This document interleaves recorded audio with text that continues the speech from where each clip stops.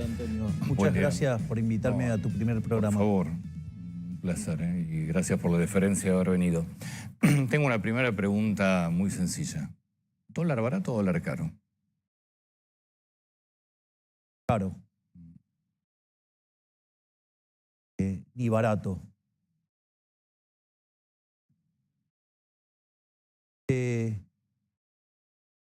Un precio razonable. Las condiciones que tiene Argentina. En ese sentido, yo digo tiene que contemplar varias cuestiones. Hay muchos economistas pidiendo devaluación. Sí, hay políticos también, ¿no? Y entonces, atraso cambiario. Hay básicamente tres metodologías para entender el atraso cambiario en Argentina. El modelo kirchnerista. ¿Cómo funcionaba? Tenías fiscal, Sí. emisión monetaria, generaba inflación. Básicamente, ¿qué hacían los cavernícolas de los kirchneristas? Ponían controles de precios. Cuando esos controles de precios no funcionaban y se le iban por el sector externo, empezaban a perderse divisas, entonces ponían controles de capitales. Y la consecuencia de ello era la brecha. El kirchnerista tiene déficit fiscal, emisión monetaria, inflación creciente, sino que además tiene brecha creciente. Y los controles, y después el cepo. Exacto, bueno, digamos, por eso, digo, la brecha es la contracara de los controles. Si uno mira el caso nuestro, digamos, tenemos superávit fiscal, financiero. 10 años es la primera vez en la historia argentina que tenemos financiero. No solo eso, sino que además no emitimos para financiar el fisco. Que además la brecha es decreciente. Y además hemos acumulado muchísimas reservas internacionales. Hemos comprado más de 20.000 millones de dólares. Por lo tanto, digamos, el patrón kirchnerista de atraso cambiario no existe. El segundo punto tiene que ver con, es decir, lo que hizo Juntos por el Cambio. ¿Qué es lo que hizo Juntos por el Cambio? Tenía déficit fiscal, lo financiaba con endeudamiento externo, flexible, esos dólares que ingresaban hacían caer el tipo de cambio. Entonces, no quedaba definida la tasa de inflación, porque no quedaba claro, digamos, qué iban a hacer con la cantidad de dinero. Que sí se daba, digamos, el tipo de cambio caía y eso, como se generaban desde el endeudamiento, esos dólares no eran genuinos y por lo tanto eso generaba apreciación cambiaria. Si usted se fija en nuestro caso, de vuelta, tenemos superávit fiscal, una caída de deuda de más de 30.000 millones de dólares. Sugiero para los que lo quieran ver, de Pablo Quirno, que muestra cómo en el consolidado la deuda la hemos bajado en más de 30.000 millones de dólares. El patrón es el que yo denomino el patrón dictadura, que es lo que se usó durante la época Martínez Dios. Usted tenía déficit fiscal, lo financiaba con emisión monetaria y para que esa emisión monetaria no se transformara en inflación, se lo esterilizaba central, o sea, pagando tasa de interés. Bueno, eso tiene algunos problemas. Una de estas cosas se llama la desagradable aritmética monetarista de Sargent iguales, que significa que usted a lo largo, como va a terminar emitiendo más dinero, el nivel de precios de largo plazo es más alto. Con lo cual esa metodología, digamos, no es una metodología feliz. La única forma que eso puede salir bien es que usted tenga un sendero de superávit fiscal creciente, entonces usted pueda absorber esos pesos mientras que se recompone la demanda de dinero. Es que nunca hicieron el ajuste fiscal, cada vez eso necesita dosis crecientes de esterilización y tasa de interés más alta, y eso justamente es lo que genera que usted tenga el dólar atrapado vía tasa de interés. ¿Por qué? Porque cuando usted sube la tasa de interés, se sale de las posiciones en dólares y viene a hacer, digamos, lo que se llama carry trade. Eso, digamos, o sea, tampoco es nuestro caso. ¿Por qué? Porque no tenemos déficit fiscal, porque nosotros no tenemos que esterilizar dinero, porque no emitimos dinero. Y esto también voy a aclarar digamos, trade, digamos, o sea, porque noto mucha gente, por decirlo de manera educada, que habla del carry trade y no sabe ni siquiera lo que es. O sea, hay gente que no sabe ni sumar carry trade. Mira poniendo la tasa en pesos de la tasa de arbitraje. Entonces yo le hago una pregunta. ¿Cuánto usted cree que es la tasa en Estados Unidos? %, vamos. Riesgo argentino. 100 puntos, 6% 6, arriba. por eso estamos hablando de una tasa del orden del 10% en dólar. ¿Cuánto esperamos de inflación? Digo, ¿cuánto espera el mercado? ¿25? Sí, un 30. Bueno, quiere decir que entonces 10 y 30, digamos, más o menos la tasa de arbitraje es 40%. ¿Cuánto colocamos en la última? A 29. Listo, ya está, se terminó la discusión. Es decir, usted no hace carry trade con tasas por debajo del arbitraje. Y no. Bueno, obvio. entonces justamente nosotros no es que estamos motivando una baja del dólar. Interés. O sea, digo, lo que dicen esos son bastante brutos para hacer de manera educada. Sí. Y es más, yo le voy a decir algo porque esto es muy interesante. Porque yo le acabo de describir los patrones de atraso cambiario. Ninguna de esas cosas... Es más, nosotros cuando asumimos la tasa de interés era del 235%. Sí. Hoy es del 29%. Es decir, con lo cual tampoco estamos apostando a esa dinámica. Pero más allá de eso, que es lo que me parece interesante, los economistas no lo tienen contemplado en su marco analítico. Y le digo que esto que voy a decir es fuerte. Sobre la hipótesis de que la inflación es siempre y en todo lugar un fenómeno monetario. Sí. Que se genera por un exceso de oferta de dinero, ya sea o porque usted emite demanda de dinero, o ocurren las dos cosas y eso hace que el poder adquisitivo del peso caiga y eso significa que todos los precios expresados en unidades monetarias suben y el dólar es un precio más de la economía. Entonces, básicamente, el nivel del dólar tiene que ver con la escala nominal que usted tiene. Nosotros tenemos la base monetaria fija desde abril del año pasado, primer punto. Pero ahora viene lo interesante, porque una forma de determinar el tipo de cambio se llama, perdón que entre en algunas cuestiones técnicas, pero me parece que son súper significativas, porque cuando internalicemos los números, el dólar digamos, no va a estar caro, va a estar carísimo y va a tener que bajar de precio.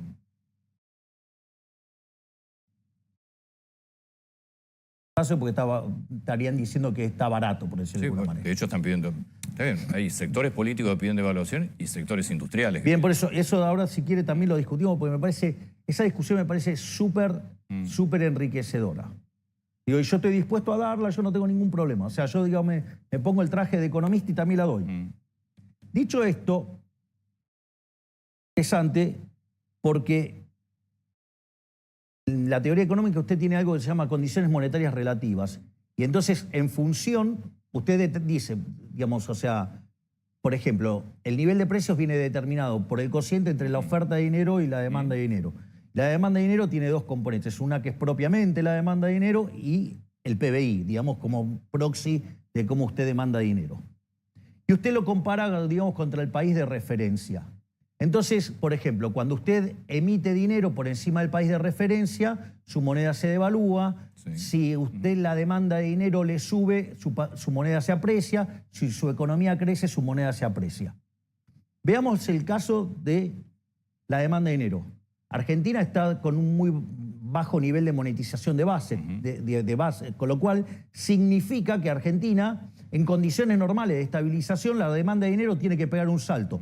Por lo tanto, eso naturalmente va a generar una apreciación de la moneda porque usted tiene un aumento de la demanda de pesos. O sea, el peso se está fortaleciendo porque usted no tenía demanda de dinero, porque estaba huyendo del dinero permanentemente, consecuencia de la inflación, y ahora, digamos, con la tasa de inflación a la baja, evidentemente usted tiene incentivo a tener pesos en la mano, porque no se le derriten como un helado en el medio del desierto del Sahara. Punto uno. Punto dos, la economía argentina hoy está mostrando un proceso de expansión fuertísimo. Es decir, Argentina tocó el piso de actividad en el mes de abril.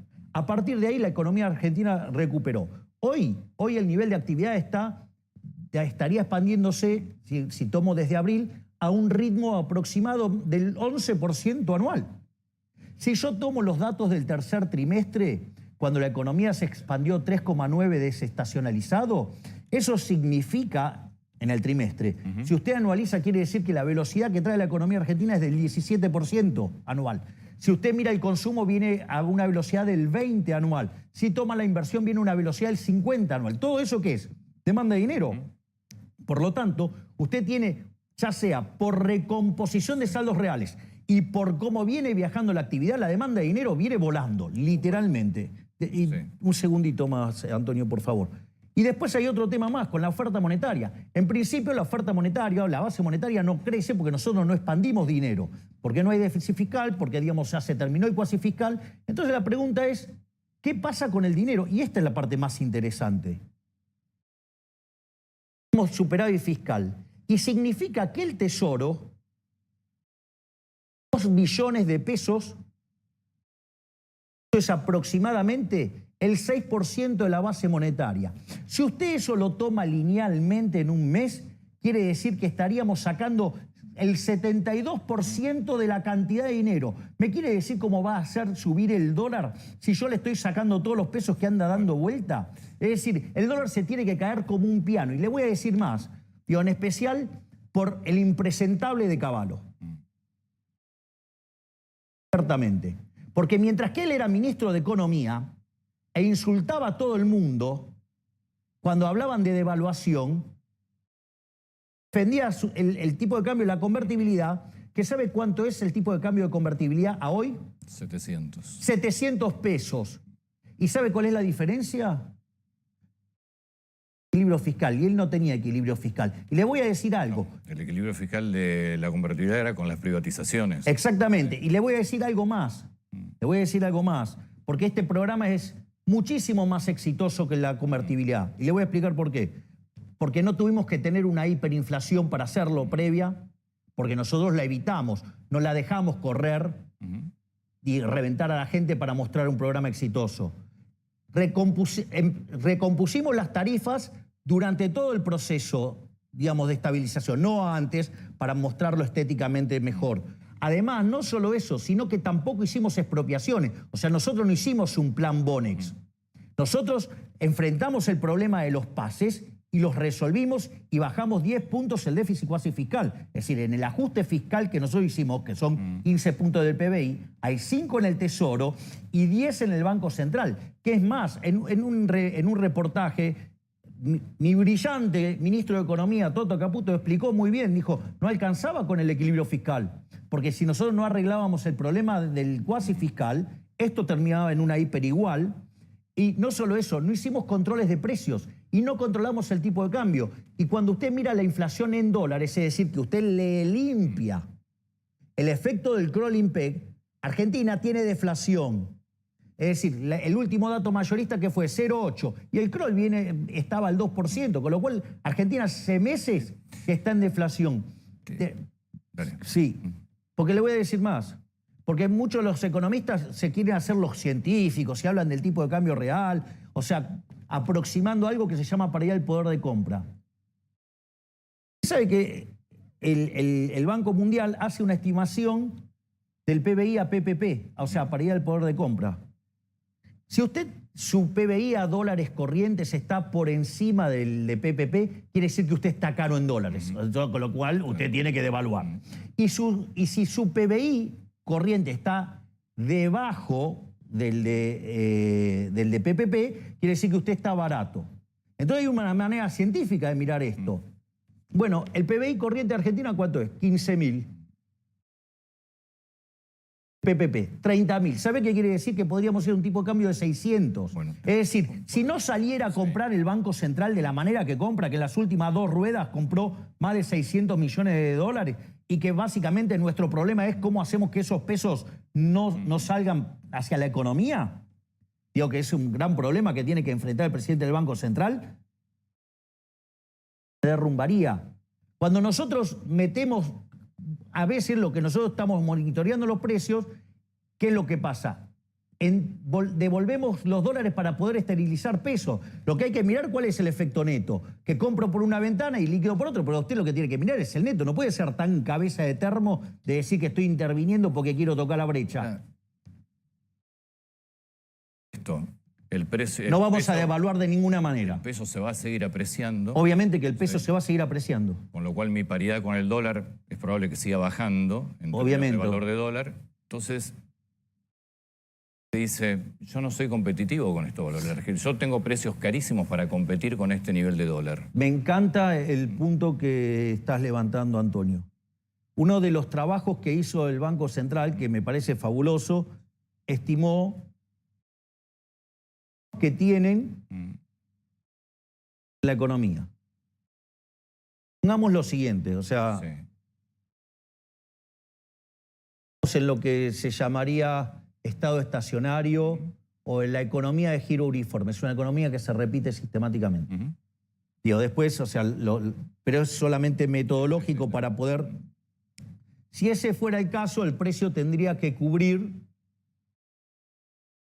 costo laboral, tendría que cubrir activo, operación y mantenimiento y el costo de capital, es decir, la retribución del capital. Si yo o tengo una economía competitiva y el precio me viene dado,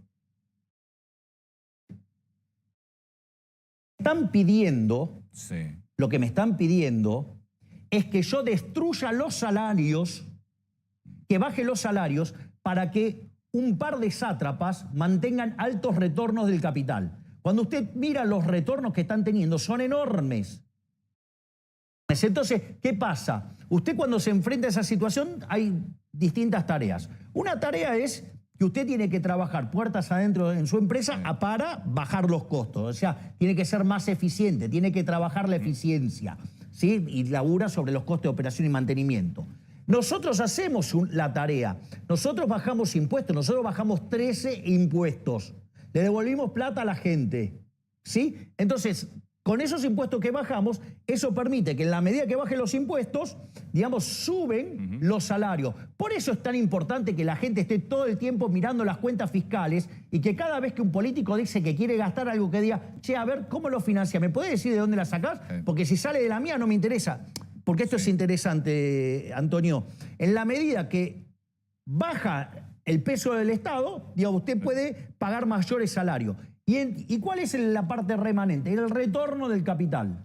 Cuando usted mira los retornos, estos retornos no se condicen con la nueva economía. Entonces, si no entienden que Argentina va a un camino de superávit fiscal permanente, y eso significa que Argentina es solvente intertemporalmente, y que más tarde o más temprano vamos a derrumbar el riesgo país, vamos a derrumbar la tasa de interés. Si no lo entienden, listo, nosotros abriendo la economía, aquellos que no lo entiendan, o se van de su negocio o adecúan los retornos a lo que se da. Digo, mira esto lo mencionó el ministro Caputo en una entrevista. Una empresa del sector textil produce acá, vende el producto a la mitad de lo que lo vende acá. Listo, bueno, digo, o sea, acá hay que competir. O sea, eso pasa porque tenemos todo un conjunto de barreras para no competir. Bueno, acá hay que competir. Pero, para, lo que vos me estás planteando es, no hay ninguna discusión sobre el tema dólar. O sea, ni esperen devaluación, es más, el peso revalorizándose. Es decir, si vos sos industrial y tus precios están caros en la Argentina, empezá a manejar tus retornos. Exacto. Tienen que manejar sus retornos para ser más productivos. Pues que está cara la Argentina en dólares. No, digamos, cuando yo miro PPP no está cara. O sea, digo, está cara si yo miro la isla palermitana. Digamos, eso no es hacer análisis económico. O sea, entonces, o digamos, esa imbecilidad del Big Mac. Eso fue, le cuento a la gente, eso fue una nota de Kicillof en Infobae que le responde José Luis Espert, que está acá, seguramente. Te tengo una primicia sobre Espert. Sí. Ahí está, sí. Ahora terminamos de acá, nos vamos para Casa Rosada y lo vamos a afiliar a La Libertad Avanza.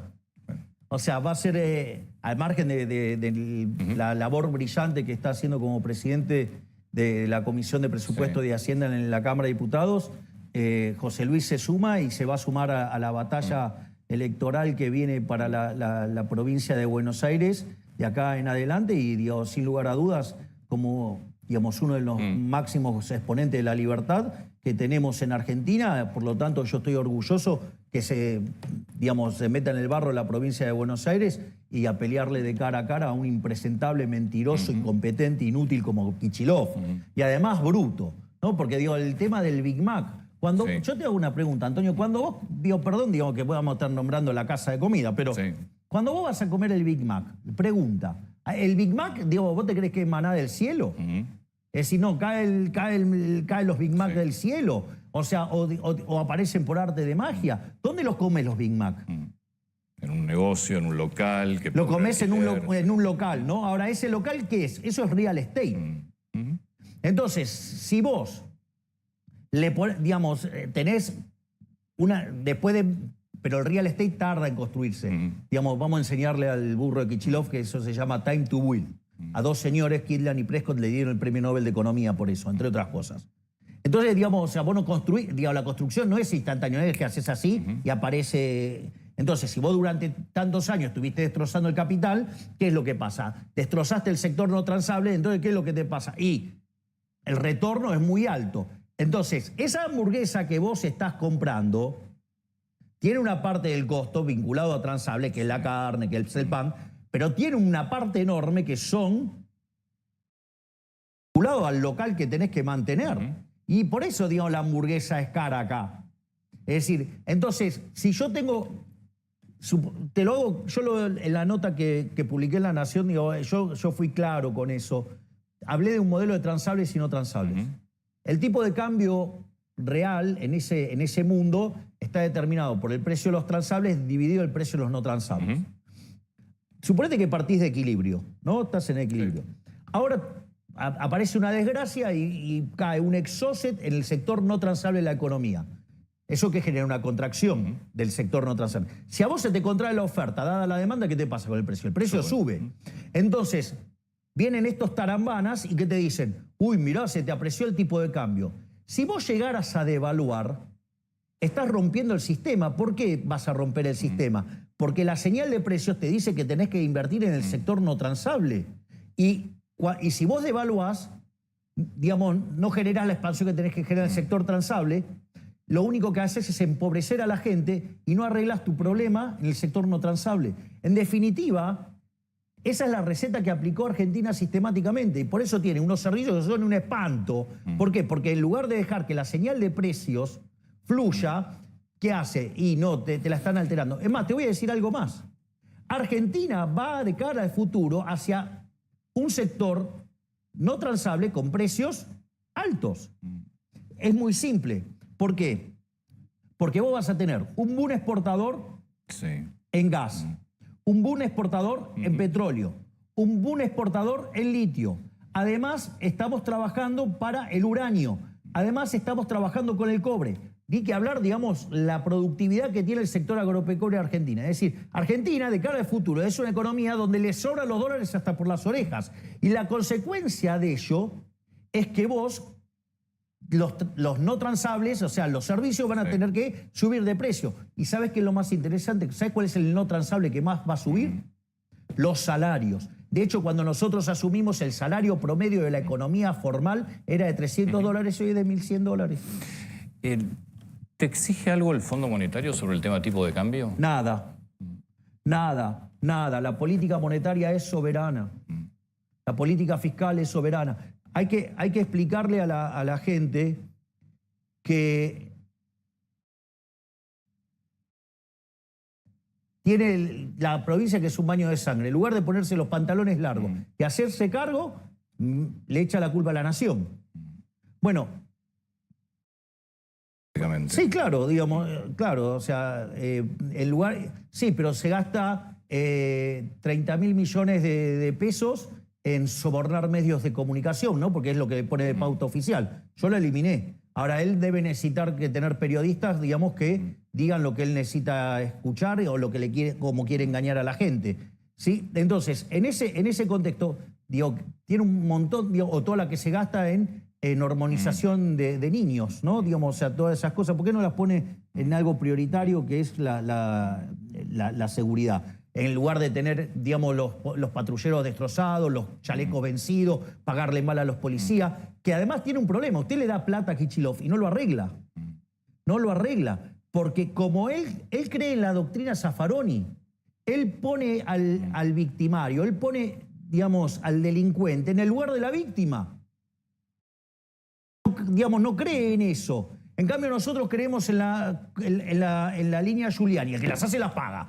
Es decir, ¿cómo cree que nosotros pusimos orden en el país? ¿O acaso no había 9.000 piquetes por año? ¿Cuántos hay ahora? Ninguno. Es decir, la calle estaba tomada por los delincuentes. Hoy usted puede trasladarse por la ciudad como si nada. Pero, con lo cual, por más plata que usted le ponga a este inútil, la va a desperdiciar, porque seguro que la va a gastar en alguna estupidez. Es decir, ¿por qué no se dedica a gastar lo que la tiene que gastar?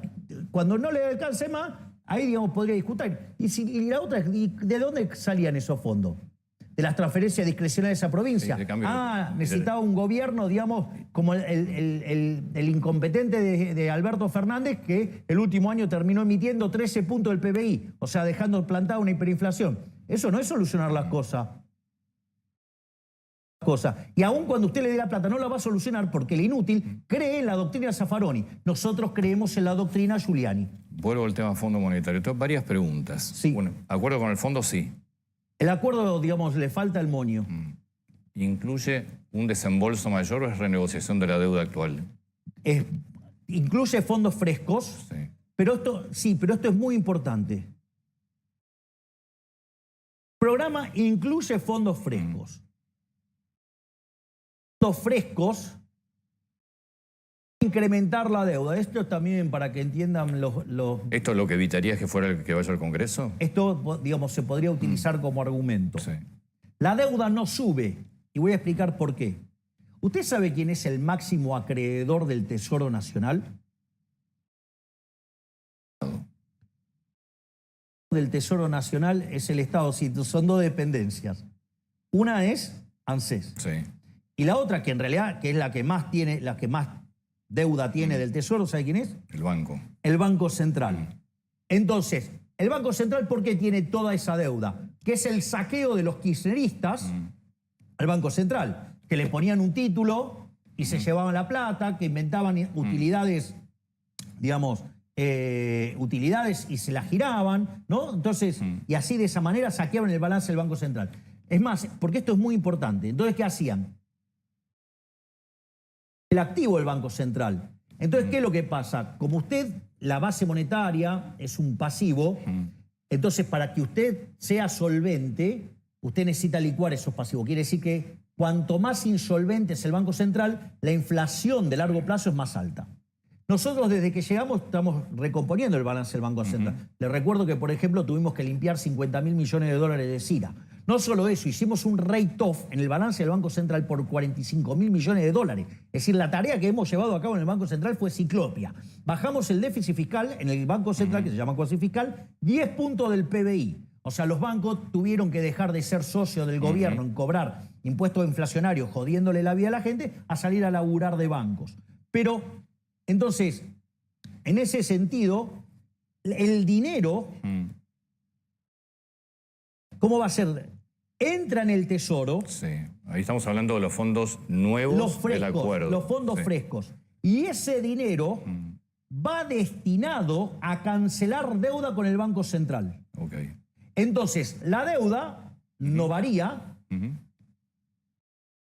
La composición del acreedor, pero la deuda no varía. ¿Y esto por qué es importante? Porque usted fortalece el balance del Banco Central. Al fortalecer el balance del Banco Central, el patrimonio neto del Banco Central mejora. Por lo tanto, el índice de precio de largo plazo es más bajo. Si usted une el índice de precio de hoy con ese, le da que la tasa de inflación implícita.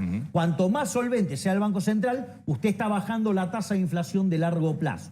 Entonces, esto no es un tema menor, porque implica que se le está honrando la deuda. ¿Usted tiene billete de pesos ahí? Sí, en el camarín. Bueno, eso es una deuda que tiene el Banco Central con usted. Sí, claro. Y eso, usted la tiene que honrar. ¿Y cómo se la honra? Digamos, respetando del activo del Banco Central para que en un momento, digamos, de acá a la eternidad, digamos, el Banco Central lo rescate. ¿Sí? Eso, digo, pero esto no es menor. Es decir, el programa solamente apunta a recomponer el balance del Banco Central. ¿Por qué? Fíjese, nosotros el año pasado habíamos anunciado emisión cero. Sí. 5.000 millones de dólares. Se nos derrumbaba el tipo de cambio. Se nos derrumbaba el tipo de cambio. O sea, usted se fija, la base monetaria amplia está fija.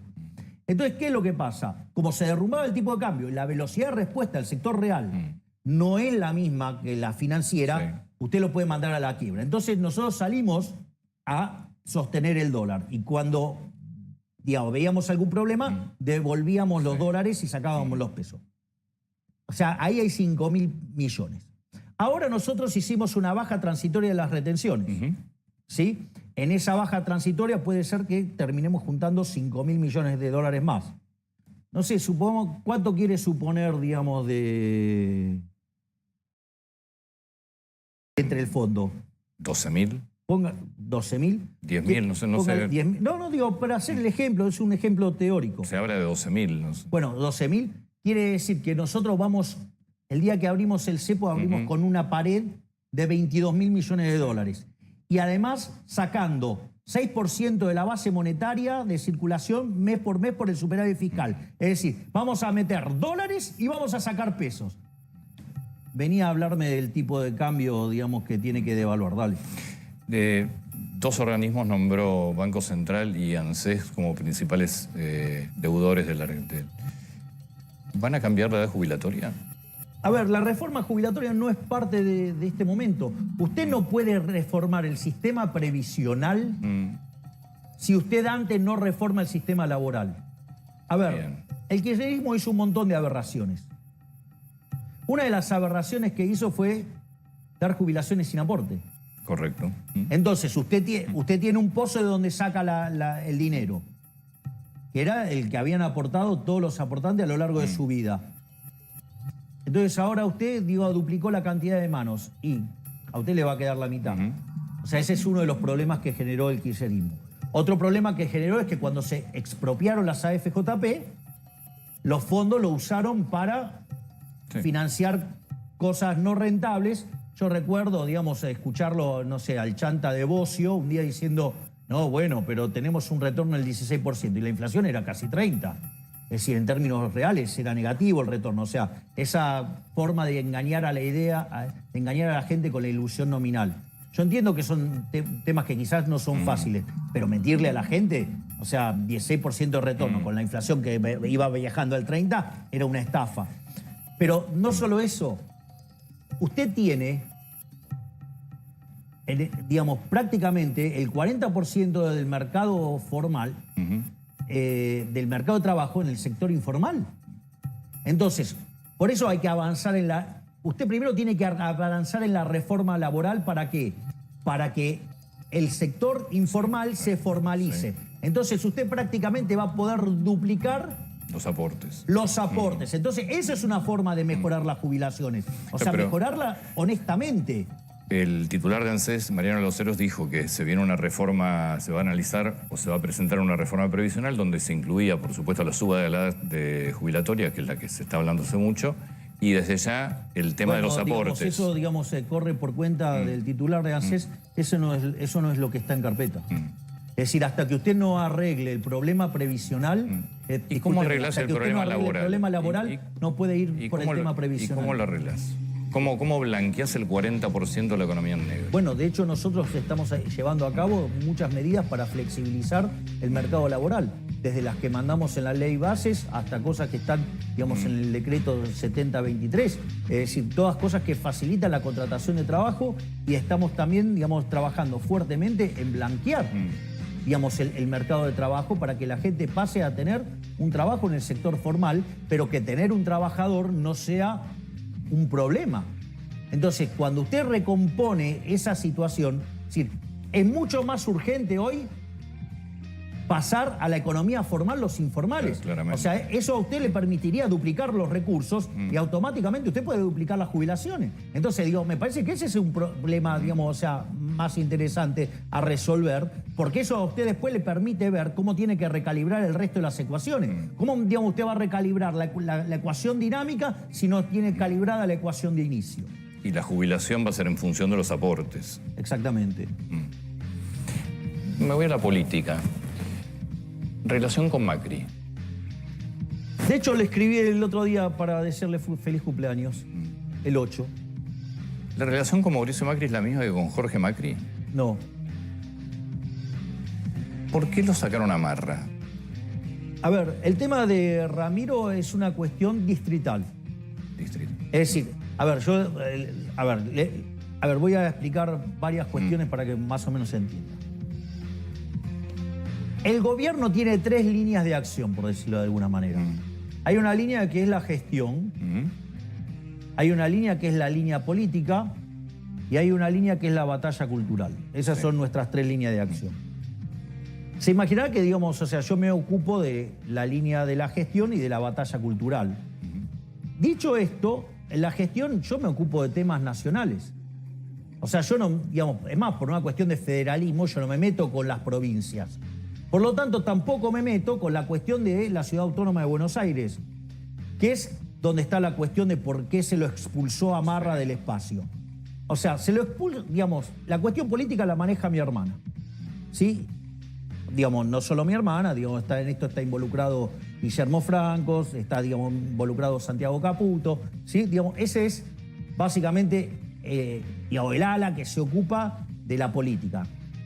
Dicho esto, Ramiro sistemáticamente estuvo desconectado de lo que hacía el espacio de la libertad avanza en la ciudad. Y cuando votó a favor de un presupuesto que implicaba aumento de impuestos, que es en contra a la filosofía que nosotros digamos, postulamos, bueno, digo, lo ejecutaron. Es decir, ¿por qué? Porque no, digamos, nosotros no podemos avalar una suba de impuestos de ninguna manera. Me llamó la atención la palabra, lo ejecutaron. Esa parte de la batalla cultural también. Obvio, claro. Sí. Digamos, no, aparte, digamos, Sí. digamos, o sea, dicen que mi hermana tiene una guillotina. Bueno, sí, tiene una guillotina. Sí. Usted, o sea, hace cosas en contra a los parámetros que nosotros defendemos, guillotina. ¿Imaginan una elección en conjunto con el PRO o por separado? Yo creo que están dadas las condiciones para que, digamos, los espacios se vayan juntando. De hecho, hay muchos intendentes que están sumándose a la Libertad Avanza, hay muchos legisladores que se están sumando. Yo creo que con el paso del tiempo usted lo que tiene, una economía que está creciendo fuertemente, la inflación cayendo, la pobreza, digamos, en la frecuencia mensual medida por la Universidad de Tintela, por Martín González Rosada, del 57% la bajamos a 36%. Es decir, bajamos 21 puntos la pobreza, o sea, sacamos casi 10 millones de personas de la pobreza. En ese contexto, ¿sí?, donde sigue bajando la inflación, donde siguen subiendo los salarios reales, donde siguen subiendo las jubilaciones, donde a la gente le va muchísimo mejor, no por nada hoy, digamos, estamos en niveles de popularidad récord y tenemos intención de votos de el orden de entre el 45 y el 50%. La realidad es que si estuviéramos todos juntos los que defendemos la seguridad y la libertad, estamos para hacer una elección hoy de 55%. Es decir, sería ponerle el último clavo al ataúd del kirchnerismo.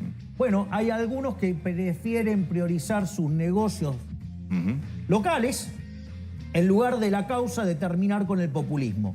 Yo no me voy a cansar de dar esta pelea por terminar con el populismo, pero requiere grandeza y pensar en Argentina y no en la caja. ¿Puedo volver al tema dólar? Al que quiera, ese me divierte mucho. Pero el fin de semana, hablando con un empresario del sector automotor, me marcaba esto que yo te contaba. Con este valor de dólar y con las importaciones casi libres que están, lo que me decía, muchos van a terminar cerrando porque no puedes competir. ¿No te preocupa A ver, O salida del sector automotriz digo, en general, ¿no? a ver, primero, si pretenden tener los retornos que tenían antes, esta economía cambió. Bien. Es decir, esta no es una economía que generaba dos tipos de protección. Esta economía generaba dos tipos de protección. Un tipo de protección lo generaba directamente por barreras. Claro que sí, sí. Y el otro tipo de protección lo generaba con un tipo de riesgo país estratosférico que hacía no solo que los salarios de los argentinos fueran miserables, sino que además hacía que los pocos que quedaban tuvieran retornos enormes porque había poco capital. Entonces, van a tener que competir, van a tener que bajar los retornos, se van a tener que acostumbrar que Argentina entró en un sendero que va a ser investment grade en X años, no sé cuánto, pero si nosotros seguimos sosteniendo el equilibrio fiscal, la relación deuda-producto es continuamente decreciente. Consecuentemente, usted lo que tiene es que el riesgo país inexorablemente se va a desplomar. Entonces, y ese es, o sea, ¿se quieren adaptar a ese mundo? Se adaptan. Si no se adaptan, van a quebrar. Ahora, ¿qué pasa si quiebra? Vamos a hacerlo más fácil para que... Porque, ¿qué pasa si quiebra? ¿Eso qué significa? Que usted entonces ahora estaría comprando autos más baratos. Bueno, en primer lugar tendría gente en la calle.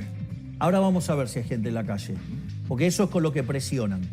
Entonces, usted para que no esté en la calle, entonces me está proponiendo que yo emita, devalúe, le baje el salario a todos, entonces hacer los salarios tan miserables que entonces todos puedan trabajar. Y así le rompo la cabeza a los productivos. O sea, si usted se esfuerza y todo, o sea, usted le van a reventar el salario para financiar, digamos, al sector improductivo. O sea, para proteger a un sector. Bueno, mira, a ver, sigamos con esta idea. Entonces, cuando yo miro esto, a mí, yo me quedaría, ahora estoy ahorrando plata, porque me saldría más barato. Bueno, esa plata, ¿qué voy a hacer? La gasto en otro lugar, genero puesto de trabajo ahí. La ahorro y se invierte, bueno, digo, genera puesto de trabajo en otro lado. Digo, se van a tener que acostumbrar que van a tener que vivir con un tipo de cambio real más bajo. Digamos, la moneda argentina se va a apreciar, sí. se va a apreciar. Digamos, lo que pasa es que en Argentina, como siempre vieron la historia cambiada, no están acostumbrados. Agarre el caso de Japón.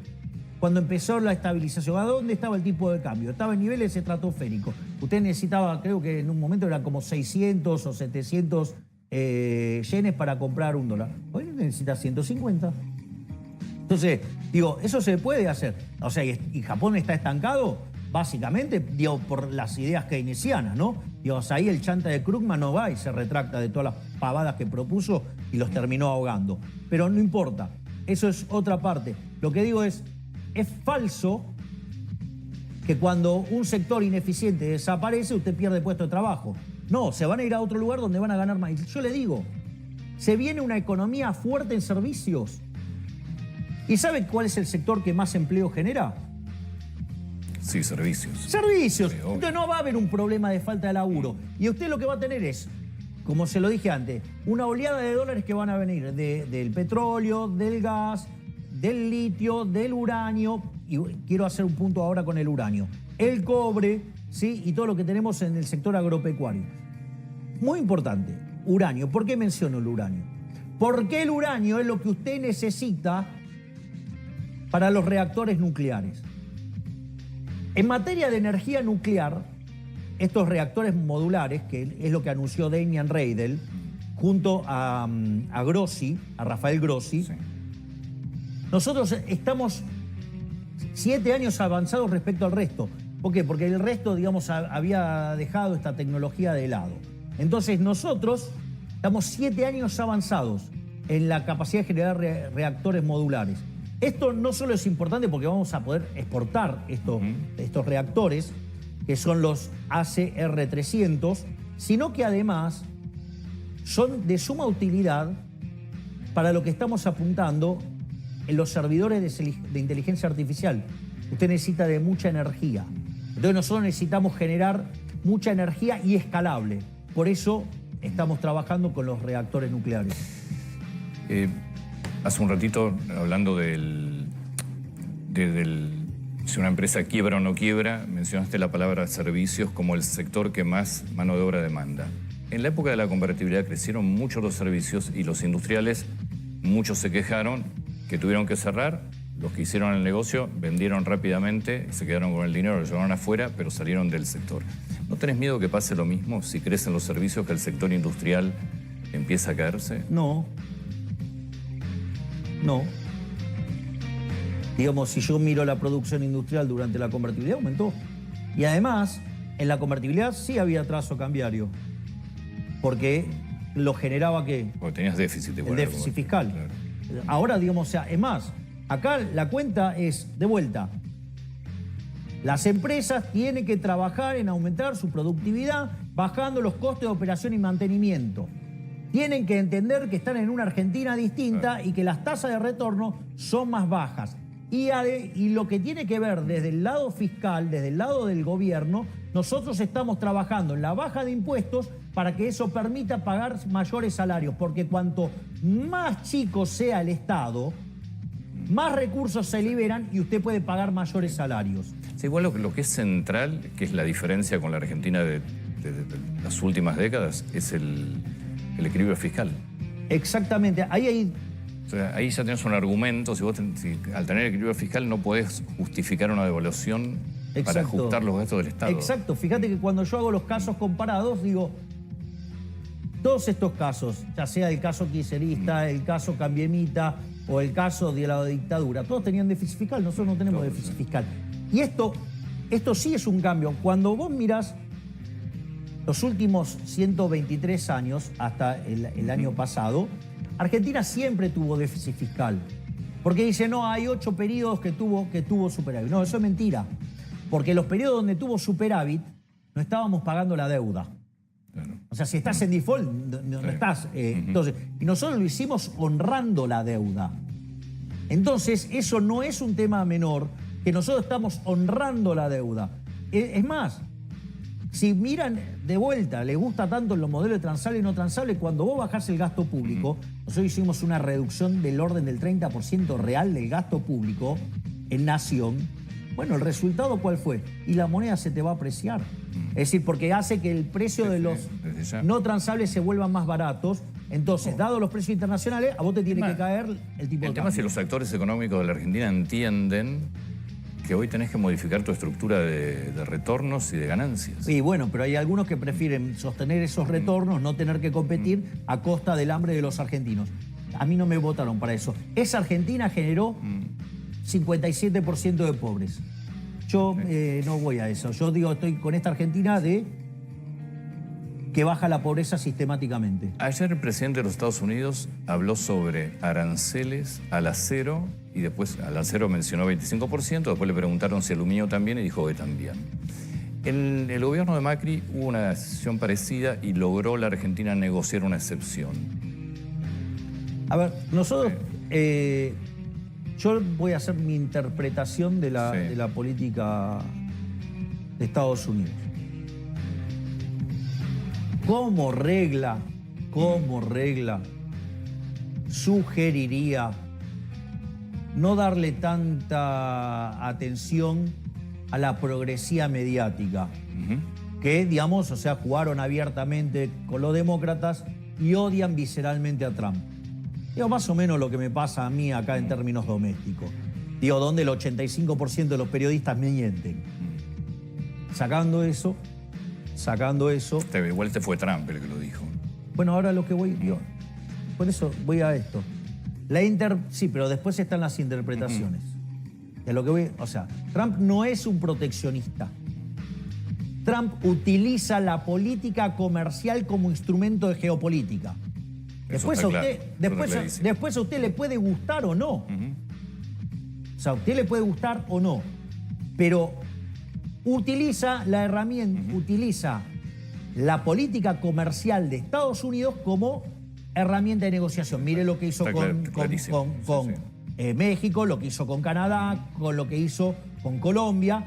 Y lo hace con China. O sea, no es que... Y esto ya lo había hecho en su gobierno anterior. Entonces, esa parte hay que...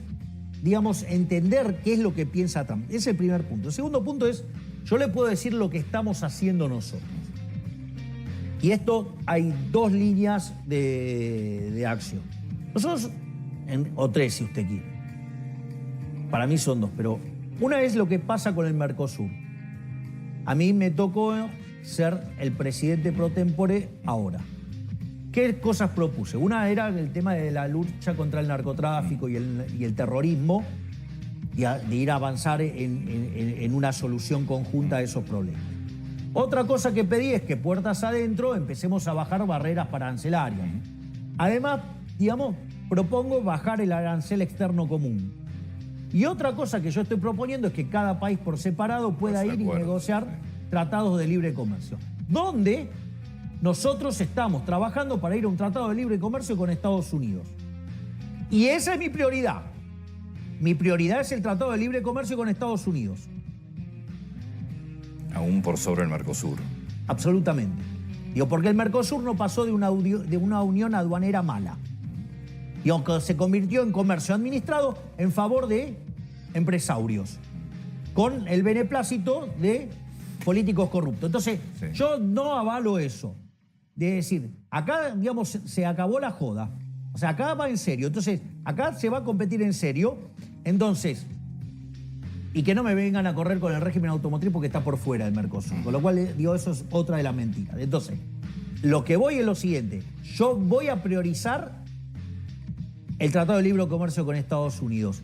Y lo que pase con el Mercosur, hay elementos para permitirlos. O sea, con lo cual voy a trabajar sobre eso. Primer punto. Segundo punto, supongamos que esta política comercial de Estados Unidos derive en proteccionismo, derive en niveles de precios más altos, con lo cual usted va a ver transitoriamente una aceleración inflacionaria por el salto de precios. Va a haber, digamos, no sé, tasa de interés más alta. Supongo que se da todo ese contexto tan apocalíptico que llama. Ok, supongamos que fuera el caso. Porque usted se tiene que preparar. Nosotros, de hecho, tenemos nuestra matriz de control de riesgo y cómo vamos a responder. Y esto también se lo quiero comunicar a los argentinos, digamos, y para que además tomen nota los economistas, los inversores, digamos que nosotros esto lo tenemos en carpeta. Cuando usted se encuentra con una situación de estas características de shock externo negativo, usted tiene que mejorar el resultado de su cuenta corriente. Usted tiene que mejorar el resultado de la cuenta corriente. Ahora, ¿qué pasa? Los intereses de la deuda están dados. Por lo tanto, digamos, como nosotros tenemos planeado mejorar, digamos, o sea, seguir pagando la deuda, con lo cual eso es un dato que no se cuestiona. Eso significa que usted tiene que mejorar su balanza comercial. Su balanza comercial mejora en la medida que usted baja la absorción interna. Bueno, la forma de bajar la absorción interna, usted puede hacer que baje la absorción del sector privado o la absorción del sector público. Por ejemplo, cuando Argentina sufrió el shock externo negativo del tequila, el señor Cavallo, que tanto le gusta hablar, ¿sí? ¿Cómo lo arregló? Subiendo impuestos, llevó el IVA al 21%, es decir, reventó a todos los argentinos de bien. ¿Qué es lo que vamos a hacer nosotros? Nosotros vamos a bajar más el gasto público, vamos a seguir con la motosierra, vamos a recortar más el gasto público para que la absorción caiga, pero que sufra el Estado y no el sector privado. No van a sufrir los argentinos de bien. Todo el ajuste se los voy a cargar al Estado. Así como lo hice durante el 2024, la motosierra no para. Es decir, si nosotros nos encontramos en un escenario adverso en el plano internacional, la respuesta es: vamos a bajar la absorción doméstica, porque eso va a pasar inexorablemente, pero no lo va a tener que pagar los argentinos de bien, no lo va a pagar el sector privado, lo va a pagar el parásito estatal. Presidente, muchas gracias. Gracias a ustedes. Por favor, muchas gracias. Está bien, te lo diré, ya lo sé, me equivoqué.